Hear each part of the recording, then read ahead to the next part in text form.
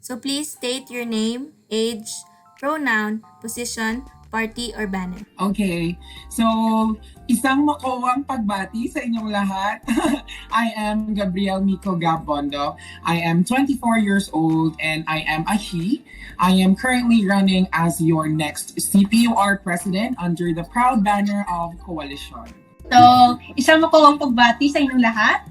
Ako si Chelsea P. De Los Reyes, 22. I am a she, currently running to be your next CPUR Vice President under the proud banner of Coalition. Maayong hapon sa tanan. I am John Hernan Pudadera or Smile. I am 22 years old. He running for the position of President under the banner of Reform Party. Hello everyone, my name is Lander Dean Alcorano, a third-year political science student from the College of Arts and Sciences. I'm 21 years old. I am a he, and I'm running for the position of Vice President under the mighty banner of Reform Party. So the next part of our segment is Never Have I Ever. So you are going to flash those pieces of paper if you have, or if you have never done the following things. Logged in to Google Meet for attendance but went back to sleep. Never have I ever. I have. Sorry, ma'am. Sorry, sir. Sorry, ma'am. Downloaded a dating app. Oh my God. Never. Never have I ever cheated during major exams. Major exams. Never have I ever cheated during Sa major bilog. exam. Sa bilog mo. Bilog mo ako eh. Yeah. Major exam, never.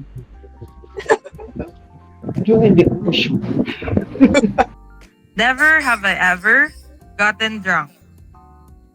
Why, kid? Halin sa bata. Gotten drunk. Wow. Never have I ever. Gotten drunk. Nahubog. Ay, sa balagid. Never have I ever failed a major exam at CPU. Yun. I have, okay lang na siya, friend. Never have I ever. Wow. Sana all. First, never. Never have I ever stolen something. Mga sinsilin na, right? Stolen son. Probably, siguro, pero, Never have I ever made someone cry. I think I have.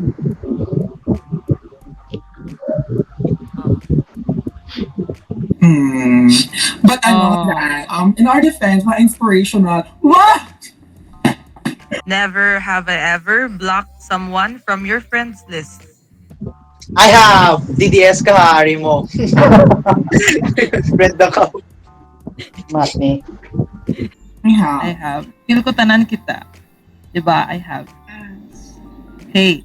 Never have I ever added someone on FB for campaign purposes. Supporters. Okay na siya. Okay na siya. Normal. I have. Never have I ever faked an excuse letter or brown out. I have.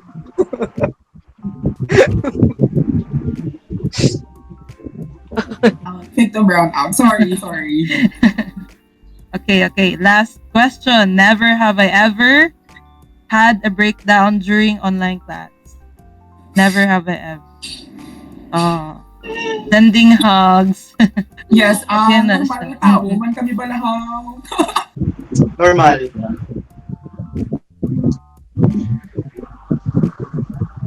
The next set of questions are direct questions, so you will be given a freedom to explain. So we will start with a question for the president. Describe to us the Bondoc presidency. The Bondok presidency is the presidency that is the representation to all students. I myself, I am going to be the president who is a representation of the academic achievers, those normal students who cry over sad movies, those normal students who go out to, to chill out with your friends at night, but at the same time, the president who has the puso to hear the sentiments of every Centralian, to listen to the voices of every Centralian, what they want the administration to be, and the president who will have the paninindigan para ipaglaban ang tanan nga estudyante sa bisan sa faculty, sa administration, so long as we are in the right. So that is the Bondok presidency. Ang presidency na may puso at paninindigan kasama mo. Describe to us the Pudadera presidency. Pudadera presidency would be the same with the Pudadera nga governor, with the Pudadera nga prime minister. Maybe may gamay lang nga changes wherein I would become more assertive, more strong guro, no? Stronger again na Pudadera. Kay I need to represent the Centralian body, the CPU students in the administration and the trustees. So, what I mean, again, nga same lang Pudadera nga governor, Pudadera nga prime minister, ma-reach out man po Japon as students. I mean, pwede din yan nila yung palapitan, pwede din po nila i-chat, magkita ay kami, magkita ay kita sa dalan, mayuhong din ako sa imo, umabalan nga Centralian pa, no? So, mga amo na nga mga bagay ang i-maintain natin. And of course, the Pudadera presidency will prioritize the welfare, the rights of the Centralian students. And we are running man para sa CPU, para sa ila, para sa inyo tanan. So, kung ano man ang ihambal ninyo, kung ano man ang ma-suggest ninyo, hambal sa amon, we will take that. And kung may gusto man mo ipalabuot sa aton nga admin or sa aton nga trustees, ipalabuot natin ina. So, amo na ang Pudadera presidency ay kay Pudadera sigurado unahon pa. Amo na. Next, for the vice president, describe to us the De Los Reyes leadership. Okay. De Los Reyes leadership is one word, selfless.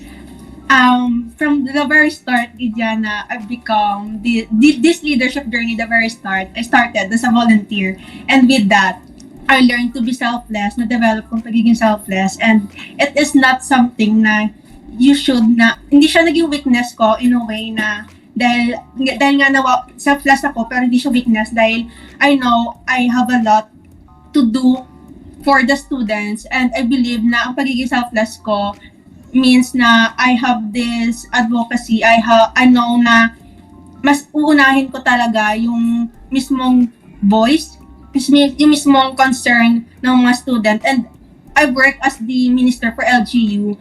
Lahat ng concerns, lahat ng mga hinanakit mismo ng mga govs is dumadaan sa akin patungo sa CPUR, and I've been selfless.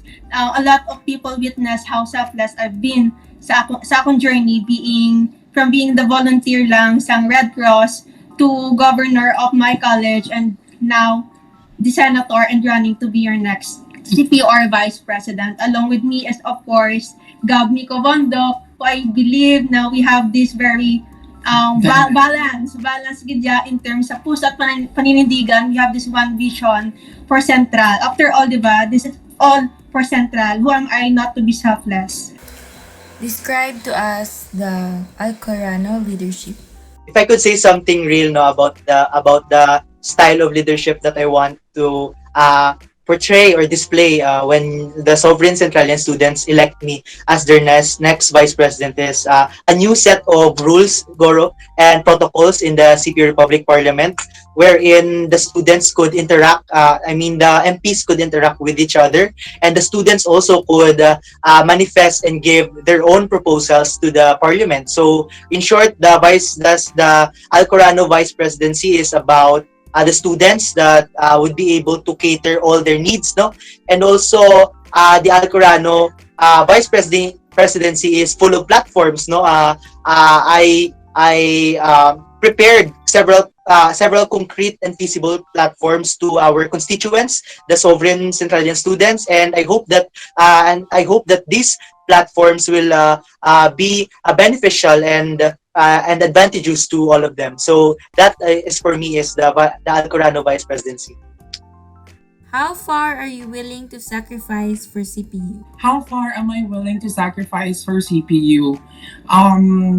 Personally, just to give a little background about myself, I started this journey of offering myself to the whole Central Philippine University, and I think most of them knew me or know me as the governor of the College of Business and Accountancy, the academic achiever who was able to garner a grade of 1.0. And how far am I willing to go for CPU? As someone who is an academic achiever, as someone who is a candidate for summa cum laude, as someone who can actually possibly be the batch valedictorian of our class, modesty aside, I am running as your CPUR president. I am offering my time for my academics, for my family, for my friends, for my mental health, to serve the students. In short, I'm willing to offer myself, I'm willing to sacrifice my time, and I'm actually even willing to sacrifice even the highest possible achievement I can get. Because I know that running as your next CPUR president, it may change the tides for me, that as someone who is running for summa cum laude, that can be something that may be out of reach for me if I become your CPUR president, knowing the duties and responsibilities of it. And I'm willing to give that up for you, for all of the Centralians out there. Running for the position is already somehow a sacrifice, because you will sacrifice your time, sometimes your study, sometimes your time with your friends, time with your family, and time with yourself. But running, upod na iya ang amo na iya nga problema, no, or sacrifices. So akon ihatag ko ang best ko, ang akon niya kung ano man ang mahatag ko pa sa CPU, kay hindi naman ako naguro mag-run as president kung sang governor pala ako, nakapoy na ako. Kung sa prime minister pala ako, nag-surrender na ako. And I am here again running as the president, willing to give my full service para sa CPU. So kung ano ang may ara pa ako, nung pwede kong pamahatag sa CPU, I will give it all. But of course, without pampering man sa aton niya pag-eskwela, and first of all, we are all students, no? Also, I am a working student. So, this is how I manage, or this is how I serve the CPU community. I divide or I manage my time para mahatagan ina.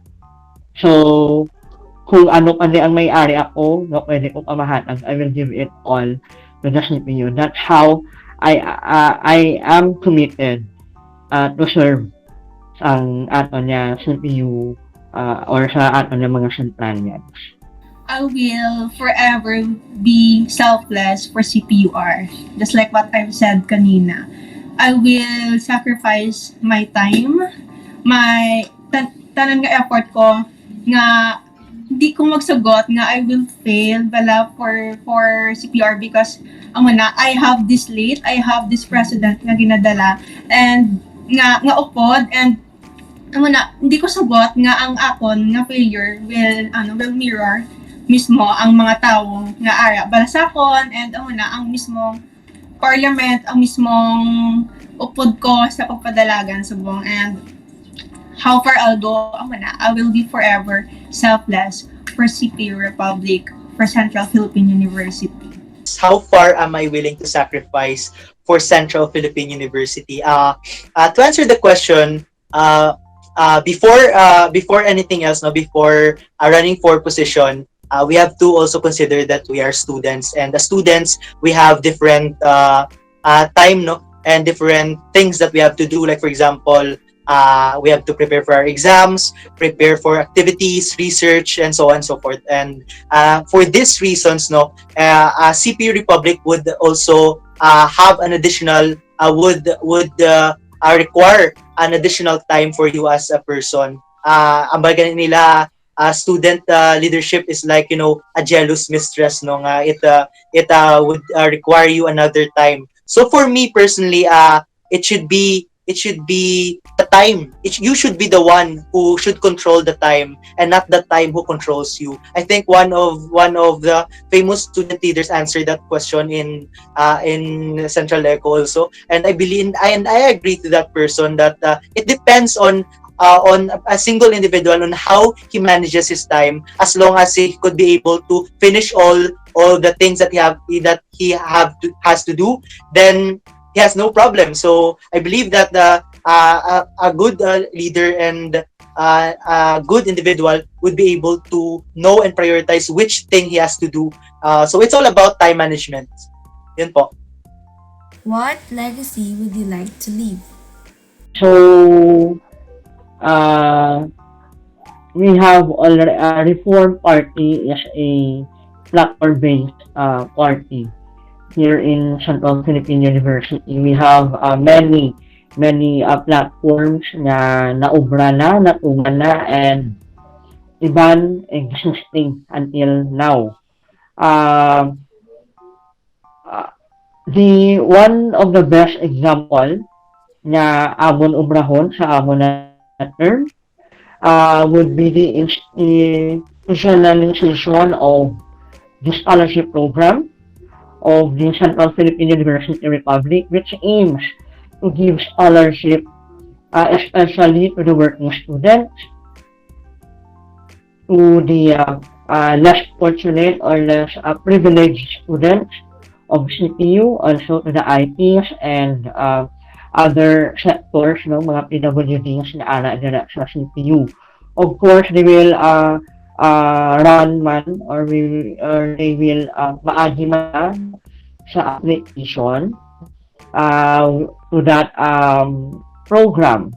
And amo na ang gusto namon siya nga i-institutionalize na, so that when making the General Appropriation Act of the CPU Republic, may ana nakita allotted budget, specific allotted budget, for example 5%, 10% of the total budget sang CPU Republic, para it would continue, no, even though matapos na ang term, masunod na ang term sang iban na parliament, iban na president, it will continue. So that would be the best legacy nga mahatag natin sa aton nga estudyante. And the student, nagbutang, ang student gibutang kami dara sa City Republic. And we are here, the City Republic, para magbalik man sa ila. Kung anong ginahatag nila sa aton, ginahatag nila sa amon, ibalik na natin sa aton ng mga. Firstly, I would want to commend the legacy of our current CPUR president. Our current CPUR president, I've seen how hardworking she is for the students. And I'm not saying that because I know, all of you know that she ran under the same banner that I am running with right now. But not also because she is my friend, because for everyone's information, when she ran for president, I was actually one of those people who doubted her.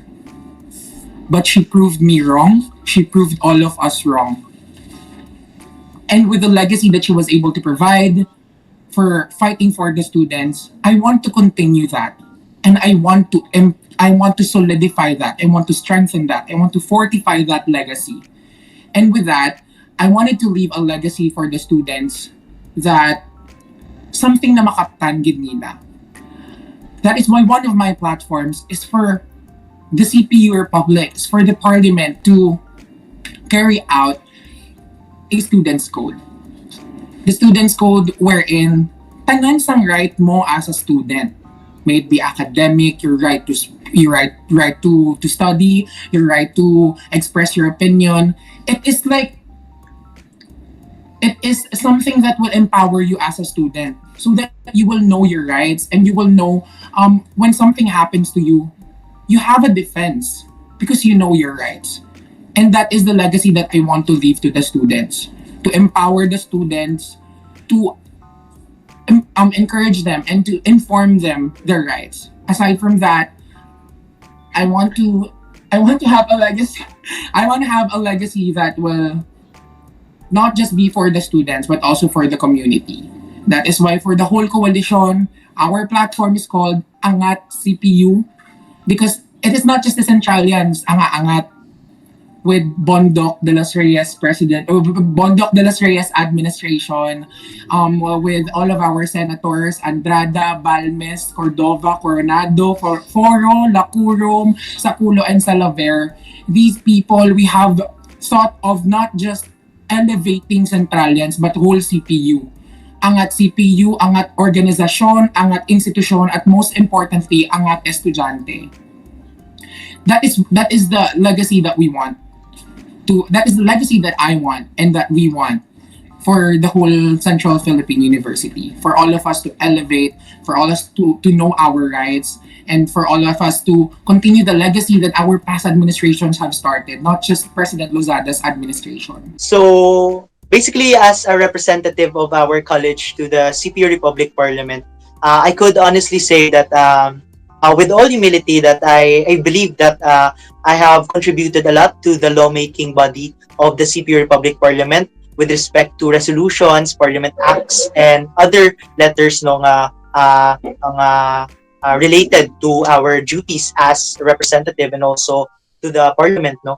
And this for me is a legacy already. But however, if the question is about the legacy that I want to establish as a vice president, siguro is as a vice president, we created and prepared a lot of platforms, concrete and sustainable platforms. And these platforms are a testament of how we will be able to serve the studentry, the entire sovereign Centralian students. One of the platforms is the enactment of a broadened institutionalized assistance for academic needs program. We would want to implement it fully so that the students would be able to gain and contribute to that online library. And another one is the Feed Me project. As you can see in the university, there's already one Feed Me project, and then this academic year we also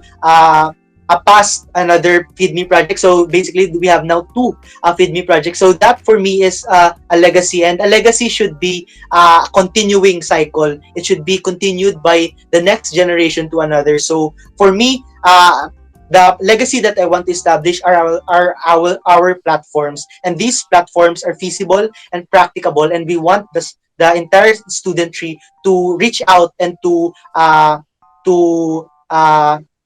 for example, to be the beneficiary of this platform. So that for me, my answer. So the legacy that I want to leave sa CPU mismo is of course the personality and characteristic mismo nga I am just a normal student before and I am wala wisno ako how to excel and be part of this, and kahit anong breakdown, kahit ilang beses ka ma-fall in love with this, you must learn how to pick yourself up, knowing that you have the people. Knowing that you have the people, bala nga, magapabangon si mo. To be honest, man, sa among journey, there's a chance, nagkaroon talaga ng chance na madisband na kami. Disband kami in a way because I fell out of love sa process. But that during that process, yes, kailangan ko break. But naghamba ako sa self ko na hindi man lang may ara 0.1% katao nga gapati sa akon. And I believe na ang 0.1% ka na reason malagyapon to fight back and to fall in love.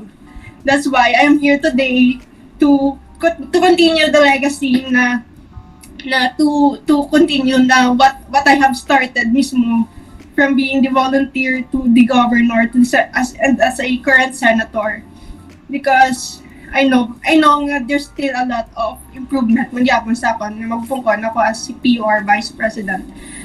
And with the COA nationals that I have right now, sila gid na pabangon sa akon and sila gid na pa muklat sa akon na I still have a lot of legacy. I still have legacy pagid nga inagbilian mismo sa CPU. So the next part is who's most likely to. So you will flash the card of the name who most likely to do the following things. Who's most likely to fall for a stranger or a friend? Uy, grabe.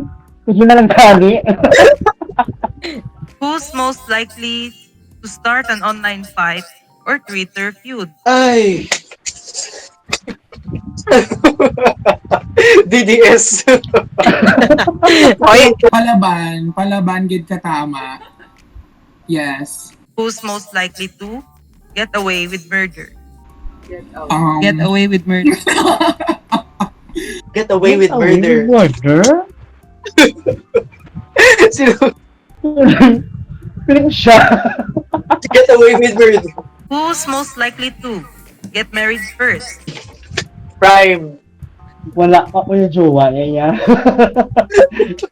Ay! I don't know. Dungan kami gali.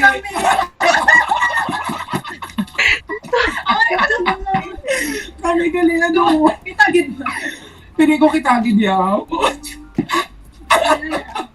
Wait, another screenshot. And who's most likely to be the first one to die in the zombie apocalypse? Who's most likely? Ikaw, kaya ano ka pa? Dito kayo ka pa. Oh my God, mom! Mas easy. Kasi ako na lang. Ang buto lang, bakit? Magpuno. No. Once again, isang makuwang pagbati sa inyong lahat. I am Gabriel Miko Gabbondok and I am your next CPUR President, and I am currently the Governor of the College of Business and Accountancy, the President of the CPUR League of Governors, a consistent Dean's List number 1 who was able to garner the highest weighted average possible in our university, 1.0. And aside from that, I am the governor. During our with my leadership and the rest of the CBA Provincial Council, we were able to bring CBA the honor and pride of being the overall champion of the recently concluded CPR Virtual Week. Aside from that, I am the governor who will listen, who will continue to fight for the students. Sa liwat, ako ang magiging inyong presidente na may puso at paninindigan at mananatiling kasama mo. Hi!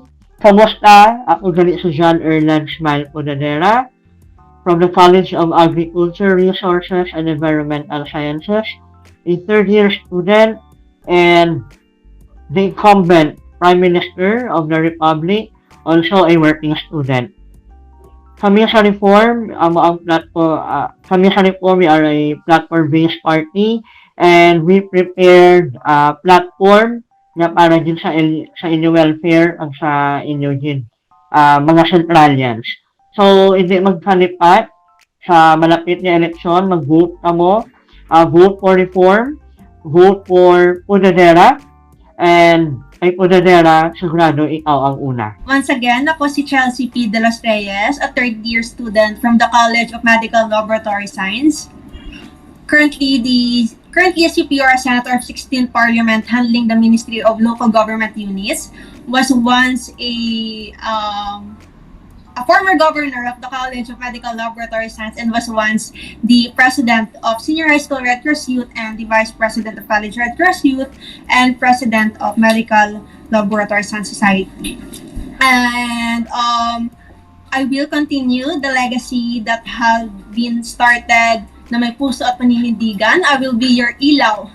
And I will continue the efforts that I have done as a governor to being the CPR senator. Hello, my name is Landerdine Alcorano, a third-year political science and public administration student from the College of Arts and Sciences. Currently, the incumbent representative of the College of Arts and Sciences Student Council, wherein I represent my college's affairs at the CP Republic Parliament. In that chamber, I was able to familiarize in that chamber, I was able to familiarize with the labyrinths of the legislative body, worked well in my obligations as a representative, and adhered to the fundamental rules on parliamentary procedures. Now, hoping that you would promote me from representative to vice president. But however, no, despite these facts, I present my candidacy, not so much of myself, not so much of ourselves, but so much of our platforms. I present to you my candidacy not because that I have something to prove or I have a lot of credentials, but because of my feasible and practicable platforms. And under reform, if you wish to elect us as your representatives in the CP Republic, I will enact a law called a system of students initiative and referendum, wherein the students would be able to directly create or pass laws to the CP Republic Parliament, a manifestation that ours is a government for the students. So don't forget, this coming election, Alcorano for Vice President under Reform Party. Basta kay Alcorano, ang serbisyo sigurado. To our dear Centralians, don't forget to cast your vote this coming election because your vote, your voice. My fellow Centralians, this incoming election, please exercise your right to vote. Your vote, your voice. Now to all Centralians out there, I am encouraging you guys, you Centralians, our beloved Centralians, to exercise your right to suffrage. Your vote, your voice.